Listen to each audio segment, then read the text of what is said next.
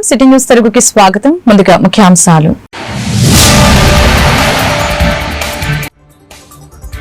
విదేశాల్లోని IT నిపుణుల్లో 30% మన తెలుగు వాళ్లే. Knowledge hub గా ఆంధ్రప్రదేశ్ తయారవుతుంది. సీఎం చంద్రబాబు ప్రకటన.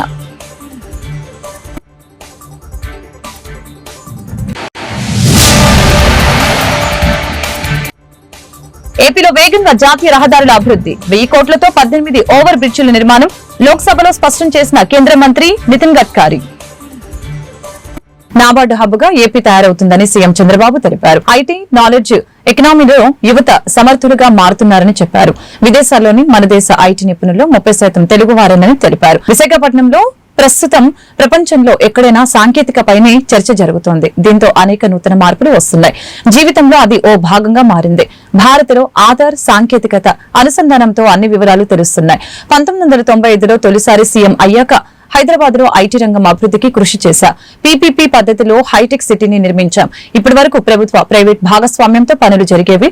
కొత్తగా P4 విధానం తీసుకువస్తున్నాం. ఇక నుంచి ప్రజలు ప్రభుత్వం, ప్రైవేట్ భాగస్వామ్యం విధానంతో ముందుకు వెళ్తామని చంద్రబాబు తెలిపారు. If all of us, I want to make Andhra Pradesh is a knowledge hub. Because of all these things, historical information is we are having on cloud. Artificial intelligence is matured. Real-time information you can collect real-time with various devices. One is cell phone. You can go to the field. You can check there is a pest. Immediately one SMS message or one WhatsApp message, drone will come. It will detect pest exactly and application of pesticides with precision. These are all happening today. Night times you have to program drone, you may not do it. So we are having CCTV cameras. It is watching continuously, information is coming. So surveillance automatically we can do. Then drone at any time, we can send any remote area, not one use case, any use cases, number of use cases. Even medicines, transportation or analytics or real-time application. All these things you can do it. IoTs, medical devices are coming today. I am seeing not one application. One is preventive health. One is monitoring health. One is whenever there is a need, at that time you can go for cure. With all these combinations, you can reduce medical cost drastically.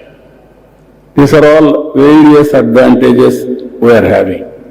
So, Government of Andhra Pradesh also thinking very seriously. రాజ్యాంగ నిర్మాత doctor BR Ambedkar వర్ధంతి సందర్భంగా వైఎస్ఆర్సీపీ అధినేత YS Jagan నివాళులర్పించారు. తాడేపల్లిలోని party కేంద్ర కార్యాలయంలో శుక్రవారం జరిగిన కార్యక్రమంలో అంబేద్కర్ చిత్రపటానికి పూలమాలలు వేసి నివాళులు అర్పించారు. ఈ సందర్భంగా వైఎస్ జగన్ మాట్లాడారు. ఆయన జీవితం అందరికీ ఆదర్శనీయమని కొనియాడారు. విజయవాడలోని స్వరాజ్ మైదానంలో ప్రపంచంలోనే ఎత్తైన అంబేద్కర్ గారి సామాజిక న్యాయ మహాశిల్పాన్ని తమ హయాంలో ఏర్పాటు చేసిన విషయాన్ని వైఎస్ జగన్ ఈ సందర్భంగా గుర్తు చేశారు.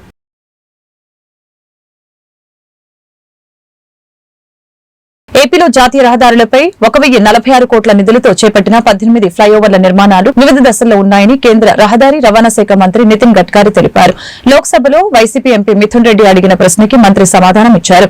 NH 216 పై మోరంపూడి, జొన్నాడ, ఉండ్రాజవరం జంక్షన్, తేతలి, కైకరం వద్ద నిర్మిస్తున్న 5 వంతెనలు 2025 ఏప్రిల్ 2 నాటికి పూర్తవుతాయి.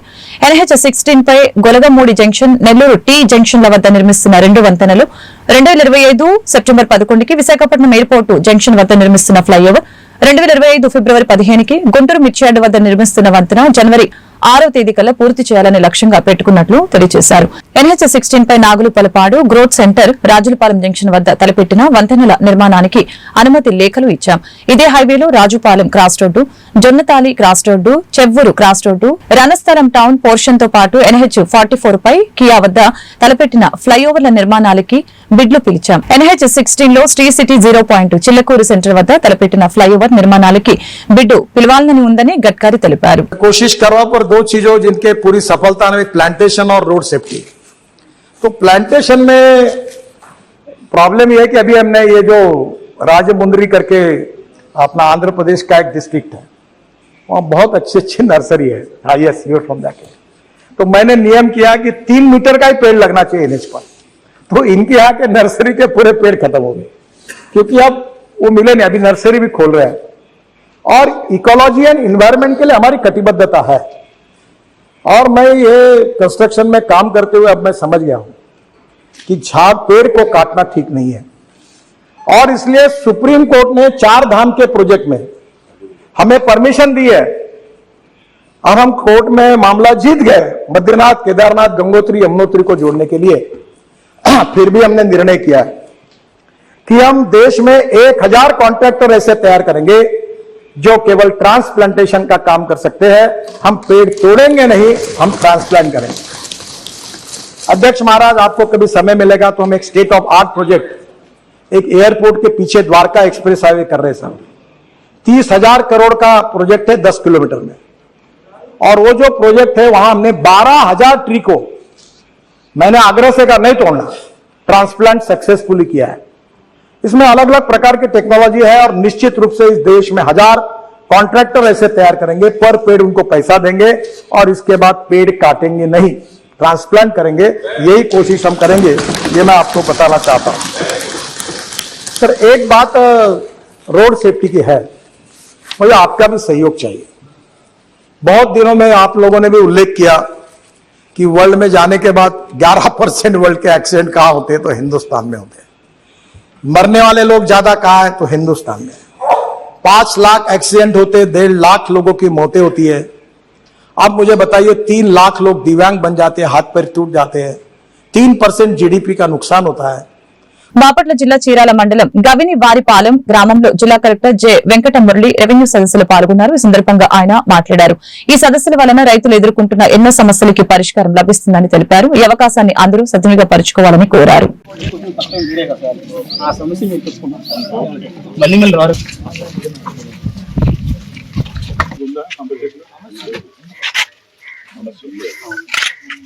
కానీ ఏదో ఒక దాంట్లో పెట్టి మొత్తం క్లీన్ అవ్వాలి. దీని దగ్గర ఏంటంటే కొంచెం మొత్తం క్లీన్ చేయాలి.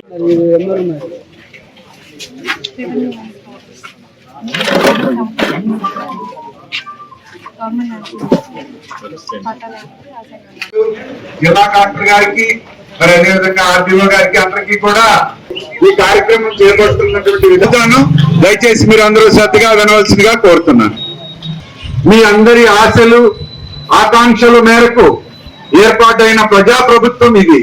రసీదు ఇస్తారు కాబట్టి ఏంటంటే మీరు ఇచ్చినటువంటి సమస్యకు ఖచ్చితమైనటువంటి మీ మండలంలో ఉన్న 25,000 ఎకరాలు స్కాన్ అయిందా లేదా కూడా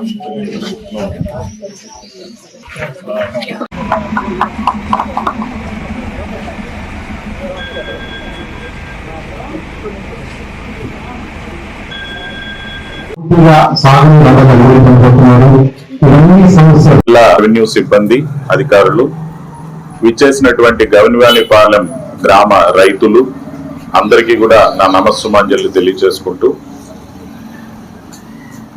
మరి ఈ రోజున మన ప్రభుత్వం రెవెన్యూ సదస్సులు అనేటువంటి కార్యక్రమానికి శ్రీకారం చుట్టింది. గతంలో కూడా మనకి రెవెన్యూ సదస్సులు మనం నిర్వహించేవాళ్ళు. ఆ విధంగా మరి రెవెన్యూ సదస్సులు నిర్వహించడం అంటే రైతులకి ఎంతో సౌలభ్యంతో కూడుకున్నటువంటిది. ఎట్లా అంటే మామూలుగా అయితే మీరు మీ సమస్య కోసం మండల్ తహసీల్దార్ దగ్గరికి, విఆర్ఓ దగ్గరికి, ఆర్డీఓ ఆఫీస్ కి, కలెక్టర్ ఆఫీస్ కి తిరిగి మీ సమస్య చాలా రోజులు సమయం పట్టి ఎన్నో ఇబ్బందులు కూడా పడేటువంటి పరిస్థితి మీ సమస్య పరిష్కారం కోసం. కానీ ఈ రోజు చూడండి, మొత్తం యంత్రాంగమే, తహసీల్దార్ ఉన్నాడు, విఆర్ఓ ఉన్నారు, ఆర్ఐ ఉన్నాడు, డిప్యూటీ తహసీల్దార్ ఉన్నాడు, ఆర్డీఓ ఉన్నాడు, ఒక మండల్ స్పెషల్ ఆఫీసర్ ఉన్నారు, జిల్లా కలెక్టర్ గా నేను కూడా వచ్చాను ఇక్కడికి. మరి మీకు విఆర్ఓ దొరకాలంటేనే 2 రోజులు పడుతుంది, ఆర్డీఓ దొరకాలంటే 2-3 వారాలు పడుతుంది. అలాంటి పరిస్థితుల్లో అధికారులు మీ ముందరికి వచ్చారు. ఇది ప్రభుత్వం చేపట్టినటువంటి మంచి పని. మరి అధికారులు మీ దగ్గరికి రావడమే కాదు, ఒక్కసారి మీరు అటువైపు తిరిగి చూస్తే ఆ టేబుల్ మీద బాపట్ల జిల్లా చీరాల మండలం ఈపురుపాలెం గ్రామంలో జనావాసాల మధ్య లక్కీ వైన్ షాప్ నెంబర్ 69ని స్థాపించి అనేక మందిని ఇబ్బందులకి గురి చేస్తున్నారు. షాప్ పెట్టే ముందు కేవలం 10 రోజులు మాత్రమే, తర్వాతనే వేరే ప్రాంతానికి వెళ్లిపోతామని చెప్పారు. మా ఇంటి పక్కనే ఉన్న ఖాళీ స్థలంలో సిట్టింగ్ కోసం ఏర్పాటు చేసుకున్నారు. ఈ విషయమే జిల్లా ఆబ్కారీ శాఖ అధికారులకి స్పందన కార్యక్రమాల ఫిర్యాదు చేసినా ఫలితం లేకపోయిందని, మీడియా ముఖంగా అయినా మాకు న్యాయం జరుగుతుందని ఈ సందర్భంగా ఆశిస్తున్నట్లు తెలిపారు. గంజి ప్రసాద్, ఎంపీపీ బాల సందీప్లని తెలిపారు.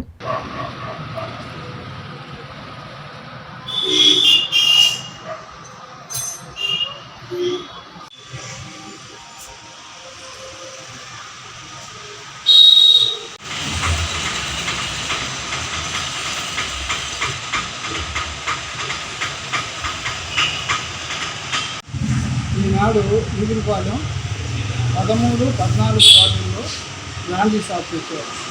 అది పెట్టేటప్పుడు మాకు 10 రోజులు ఉంటాం, వేరే సాట పెట్టుకుంటామని మాతో చెప్పారు. సరే వేరే సాట కన్సల్ట్ చేస్తున్నారని మేము గమనిస్తున్నాం.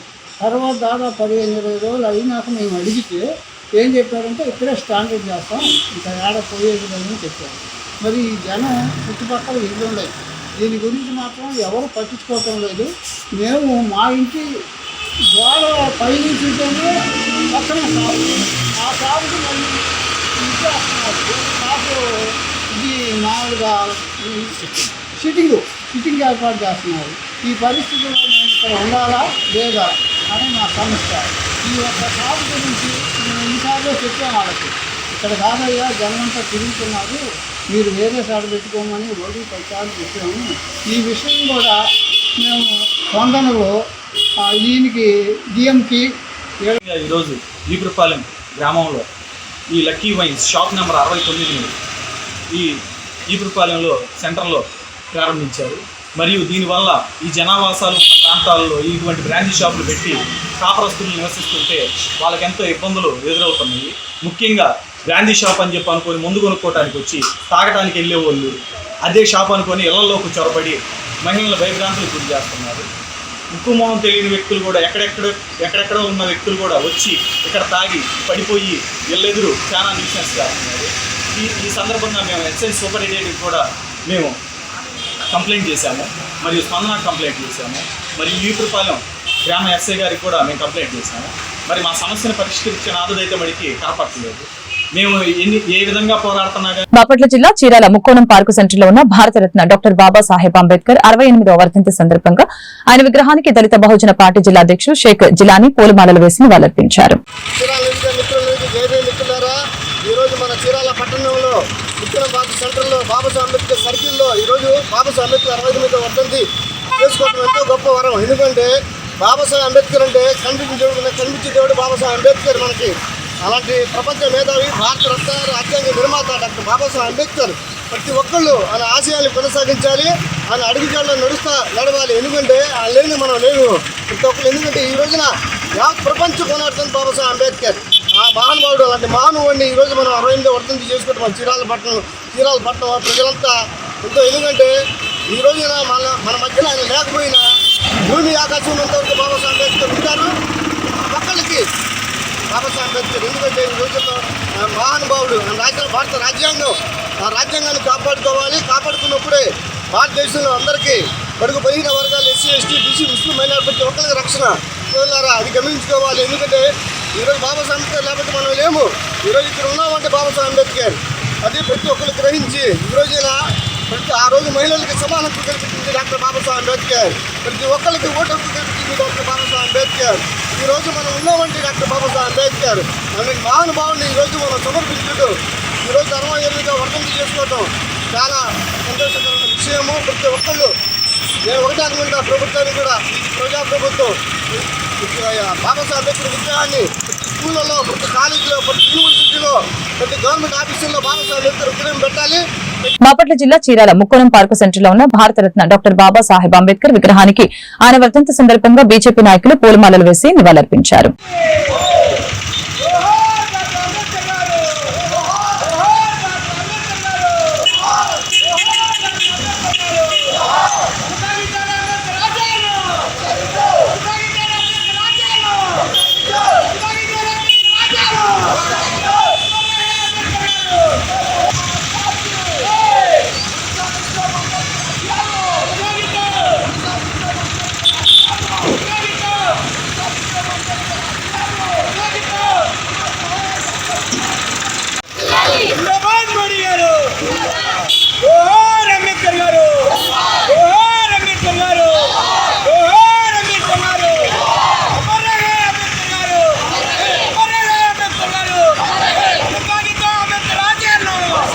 ఈరోజు డాక్టర్ బిఆర్ అంబేద్కర్ గారి వర్ధంతి కార్యక్రమం సందర్భంగా భారతీయ జనతా పార్టీ నియోజకవర్గ శాఖ ఆధ్వర్యంలో ఈరోజు ఆ మహనీయునికి ధన్యవాదాలు అర్పించడం జరిగింది.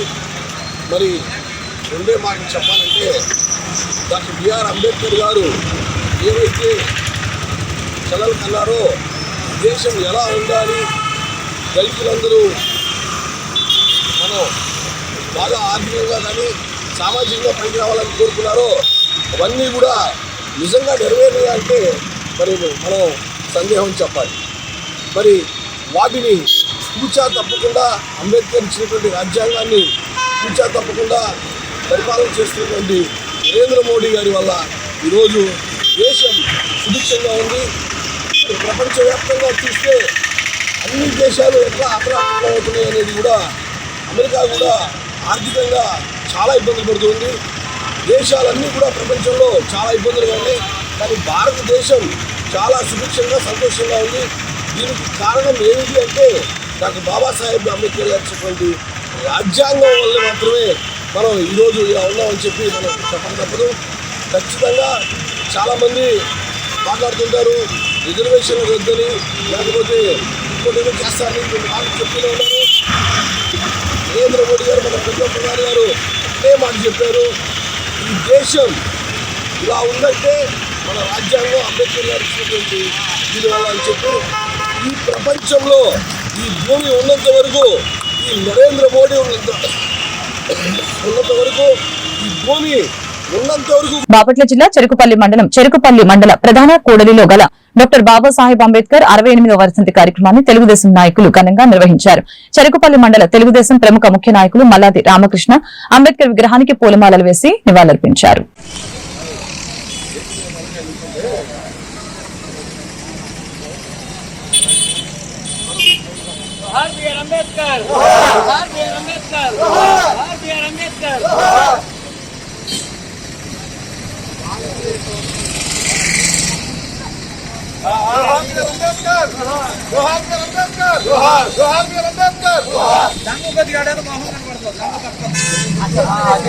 Very good, super.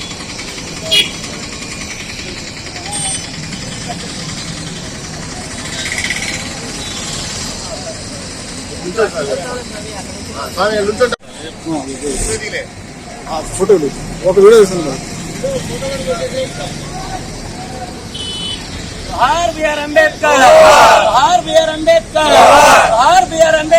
ప్రభుత్వం ఎంతో ప్రతిష్టాత్మకంగా నేటి నుంచి జనవరి 8వ తేదీ వరకు నిర్వహిస్తున్న రెవెన్యూ సదస్సులు రైతులను సద్వినియోగపరచుకోవాలని మండల తహసీల్దార్ కూచిపూడి నెహ్రూ బాబు తెలియజేశారు. బాపట్ల జిల్లా వేమూరు నియోజకవర్గం అమృతలూరు మండల పరిధిలోని కోరు తాడిపారు గ్రామంలో శుక్రవారం రెవెన్యూ సదస్సు నిర్వహించారు. ఈ సందర్భంగా రైతులు తమ భూములకి సంబంధించి దీర్ఘకాలికంగా అపరిష్కృతంగా ఉన్న సమస్యల్ని అర్జీల ద్వారా సేకరించి వాటి పరిష్కారం దిశగా చర్యలు చేపట్టనున్నట్లు తెలిపారు. కార్యక్రమంలో హౌసింగ్ డిఈ సీతారామయ్య, డిప్యూటీ తహసీల్దార్ ఎం శివయ్య, ఈపీ ఓపీఆర్డీ జి నరసింహారావు తదితరులు పాల్గొన్నారు. ముఖ్యమంత్రి గారు అనేక రెవెన్యూ సమస్యలు ఉన్నవి వాటన్నిటినీ పరిష్కరించాలి అనే ఉద్దేశంతో ఈ నెల 6వ తారీఖు అనగా ఈ రోజు నుండి వచ్చే నెల 8వ తారీఖు వరకు రెవెన్యూ సదస్సులు నిర్వహించి ప్రతి గ్రామంలో ఆయా రైతుల యొక్క సమస్యలను తెలుసుకుని వాళ్ళకున్న ప్రతి సమస్యను పరిష్కరించాలి అనే దృక్పథంతో ఈ యొక్క కార్యక్రమాన్ని ఏర్పాటు చేయడం జరిగింది. కాబట్టి చాలా మంది గ్రామంలో రైతులు సందర్భం ఇది. కాబట్టి ఇటువంటి దాన్ని ప్రతి వ్యక్తి రైతు దాన్ని సద్వినియోగం చేసుకుంటే సమస్య ఉండదు. ఎందుకంటే గవర్నమెంట్ గతంలో ఏంటంటే మా భూమి ఎక్కడో పోతుందిలే, మా భూమి ఎవరు ఎక్కడ పోతుందనే ఉద్దేశంతో ఉండేవాళ్ళు. కానీ ఇప్పుడు ఆన్లైన్లో మీ పేరు ఉండటం వలన గవర్నమెంట్ నుంచి వచ్చే ప్రతి పథకము మీకు ఉపయోగపడుతుంది. అలాగే మనకి ప్రకృతి వైపరీత్యాలు వచ్చినప్పుడు కూడా మీకు ఆ భూమి ఆన్లైన్లో ఉందా లేదా అనేది మొట్టమొదటి చూస్తాం. అలాగే ఈగవసి చేస్తాము పంట వేస్తే. కాబట్టి ఇలాంటి చాలా కార్యక్రమాలు ఉంటాయి. కాబట్టి మీరు ఖచ్చితంగా ఈ యొక్క ఇటువంటి కార్యక్రమాన్ని మీరు సద్వినియోగం చేసుకోవాలని కోరుకుంటున్నాను.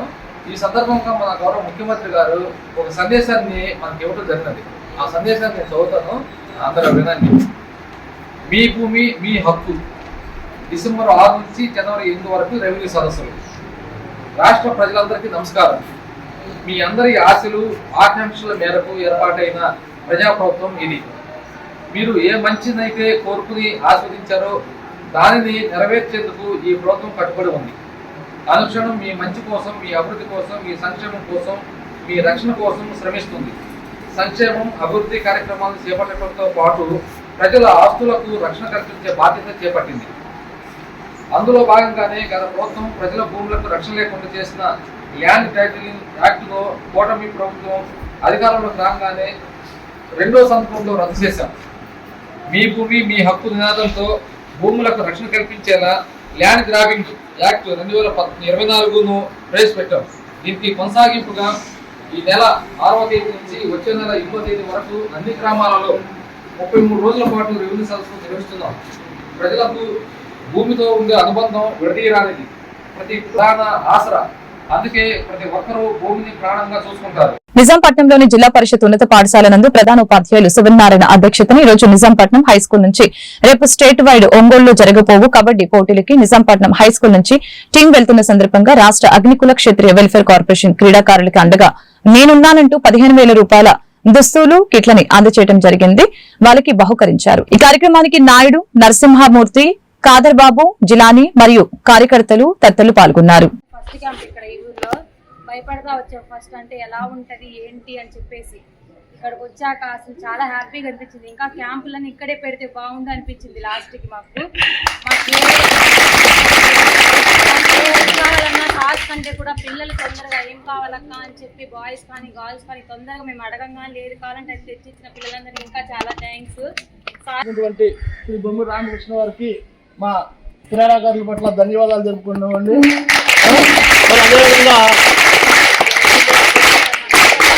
అదేవిధంగా మరి ఇదివరకే మనం నిజాంపట్నం అంటే గతంలో ఫస్ట్ ఎవరు నోట్ ఏమిటని వచ్చేది వాలీబాల్తో పాటుగా కబడ్డీలోనూ మేము తీసుకోమని చెప్పేసి మన పాఠశాలలోంచి చదువుకున్నటువంటి విద్యార్థులు గతంలో మానస కానీ అంతకుముందు శైలజ, శృతి, మరి బాయ్స్ గోపి. ఈ ప్రోగ్రాంకి రావడానికి ముఖ్య కారణము కుటుంబరావు మాస్టారు, ప్రధాన ఉపాధ్యాయులు శ్రీవన్నారాయణ గారు స్కూల్ విషయం మీద ఏ విషయం అన్నా సరే నన్ను ముందుగా సార్ ఇట్లా జరుగుతుందనగానే నాకు కూడా ప్రత్యేకించి ఇంట్రెస్ట్. నేనేంటంటే నిజాంపట్నం అనేది నేను నిజాంపట్నంలో ఇదే హై స్కూల్లో 10th క్లాస్ వరకు చదువుకున్నా. 10th క్లాస్ వరకు చదువుకుంటే కాకుండా 8th క్లాస్ నుంచి వాలీబాల్ ప్లేయర్ నేను.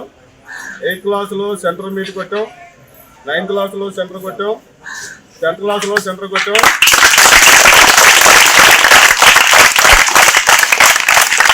నిజాంపట్నంలో వాలీబాల్ అంటే మాకంటే చాలా మంది పెద్దలు వాలీబాల్ అంటే నిజాంపట్నం టీం వస్తుందంటే మేము ఎంత బాగా ఆడామో తెలియదు. కానీ మాకంటే సీనియర్లు దృష్టిలో పెట్టుకుని జిల్లాలో నిజాంపట్నం టీం వస్తుందంటే ఆటోమేటిక్గా ఓడిపోయారు. ఎంతోమంది ఎక్స్పీరియన్స్ ఉన్నప్పుడు కూడా నిజాంపట్నం టీం అంటే భయపడి ఓడిపోయేవాళ్ళు అనమాట. అంత బాగా అంత మంచి పేరు ఉన్నటువంటి పరిస్థితి. నిజాంపట్నం 8th నుంచి 9th 10th వరకు 3 సంవత్సరాలు కూడా 3 సంవత్సరాలు సెంట్రల్ జోన్ కొడితే అప్పట్లో ప్రైజ్ మనీ 10,000 ఉండేది. సెంట్రల్ జోన్ కొడితే ఏ గేమ్కైనా ఎట్లా ఉండేది. నిజామాబాద్ వాలీబాల్కి మాత్రం 10,000 రూపాయలు ప్రైజ్ మనీ ఉండేది. ఆ 10,000 8వ తరగతి, 9వ తరగతి, 10వ తరగతి 3 సంవత్సరాలు 3 బదులు 30,000 తెచ్చుకుని ఆ రోజు మీ కోర్టులు వాలీబాల్ కోర్టుల నుంచి బాల్ బ్యాడ్మింటన్ కోర్టులు తెచ్చుకున్న పరిస్థితి ఉంది ఆ రోజు. అంటే నిజామాబాద్లో స్కూల్స్కి తక్కువ గ్రాంట్స్ వచ్చాయి.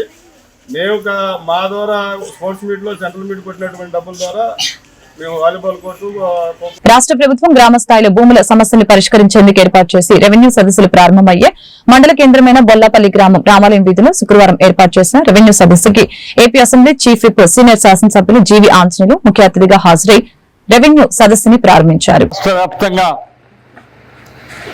గ్రామ గ్రామాన 33 రోజుల పాటు రెవెన్యూ సదస్సులు జరుగుతున్నాయి. ఈ రెవెన్యూ సదస్సుల్ని వేదికగా తీసుకొని రైతాంగం భూ వివాదాలు ఏమున్నా సరే వాటిని పరిష్కరించుకోవాల్సిందిగా రైతులందరికీ కూడా పిలిపిస్తున్నాం. ప్రభుత్వం మీకు అండగా ఉంటుంది. ప్రభుత్వ అధికారులు రైతాంగం కోసం పనిచేస్తారు. ఈ అవకాశాన్ని సద్వినియోగం చేసుకొని భూ వివాదాలన్నీ పరిష్కారం కావాలి. భూ వివాదాలు లేనటువంటి గ్రామాలుగా, భూ వివాదాలు లేని రాష్ట్రంగా మన రాష్ట్రాన్ని ముందుకు తీసుకెళ్లాలని రైతు సోదరులందరికీ కూడా పిలిపిస్తున్నాం. ఈరోజు ముఖ్యమంత్రి చంద్రబాబు నాయుడు గారు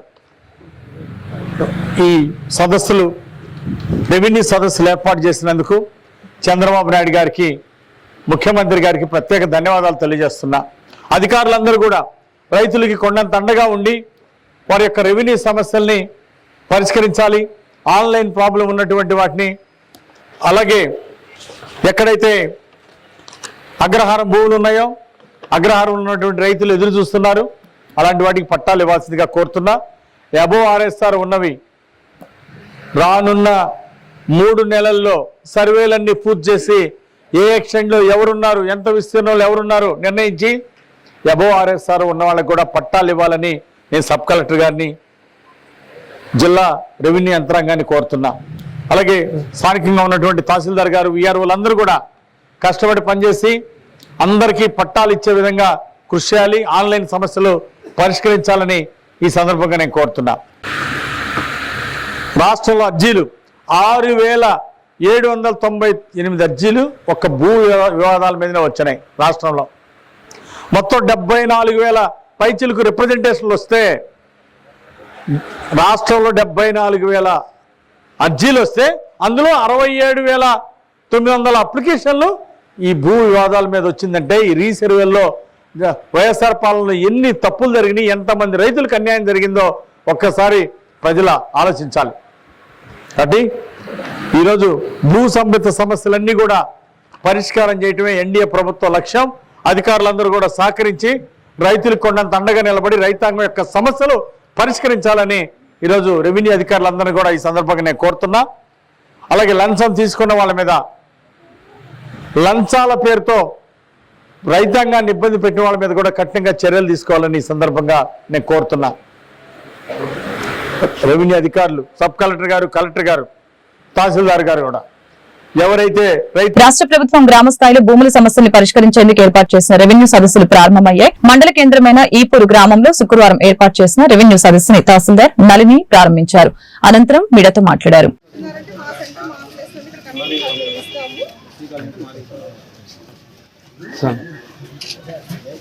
సార్ ఇది ఒక్కసారి మేడం మీకు కనుక ఇక్కడ ఉంటే ఈరోజు ఈవినింగ్ ఏమన్నా ఒకసారి రాగలుగుతారు. మీ అంగన్వాడీ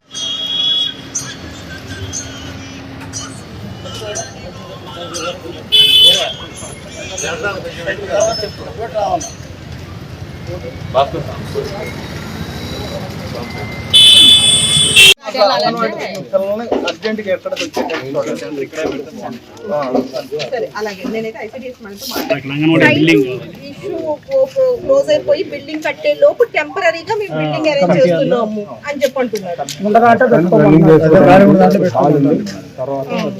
ఏడ సెంటర్ అయితే ఉంది మేడం గారు, అయితే పిల్లలు లేరని క్లబ్ చేశారు. అక్కడ ఇద్దరు పిల్లలు లేరని ఇంకో సెంటర్ లో క్లబ్ చేశారు. 2 టీచర్లు అక్కడే ఉంటున్నారు. ఇద్దరు టీచర్లు ఇద్దరు టీచర్ కమిటీ హాల్ పక్కనే సైట్ ఉంది. ఆ సైట్ అంతకు ముందు ఇచ్చారు. శాంక్షన్ ఇక్కడికి ఒకటే అక్కడ కూడా శాంక్షన్. అక్కడ ఏమో కట్టారు, ఇక్కడ ఏమో కట్టలేదు. అక్కడ స్థలం దగ్గర వివాదం ఉంది. ఇప్పుడు ఆ పిల్లల్ని కాడ కట్టే అవకాశం మేము సైట్ ప్రొవైడ్ చేయాలి. సైట్ పిల్లల్ని కాడ ఇక్కడికి వచ్చేటట్టు ఇప్పుడు మన పిల్లలు ఇక్కడ సైడ్ ఉందండి. చాలా ఇప్పుడు అక్కడికి పోయి వెళ్ళాలంటే ఇబ్బంది పడుతుంది. ఈ రోజు నుంచి అన్ని గ్రామాల్లోనూ రెవెన్యూ సమస్యకి షెడ్యూల్ ఇవ్వడం జరిగింది. ఈపూరు మండలంలో మనం ఈరోజు ఈపూరు గ్రామంలో రెవెన్యూ సదస్సులను నిర్వహించడం జరుగుతుంది. దీనికోసం అందరినీ కూడా ఇన్వైట్ చేశాము. గ్రామ పెద్దల్ని, మండల స్థాయి పెద్దల్ని అందరినీ కూడా. ఈ కార్యక్రమంలో ముందుగా ఎస్సీ ఎస్టీ కాలనీలో తిరిగి వాళ్ళ సమస్యలు ఏమన్నా కనుక ఉన్నట్లయితే అర్జీల రూపంలో తీసుకొని పరిష్కరించమని చెప్పారు. ఆ తర్వాత మన సచివాలయం దగ్గర సభను ఏర్పాటు చేసి రెవెన్యూకి సంబంధించిన అన్ని అర్జీలు తీసుకొని. వార్త ముగించే ముందు ముఖ్యాంశాలు మరొకసారి. విదేశాల్లోని ఐటీ నిపుణుల్లో 30% మన తెలుగు వాళ్లే. నాలెడ్జ్ హబ్ గా ఆంధ్రప్రదేశ్ తయారవుతుంది. సీఎం చంద్రబాబు ప్రకటన.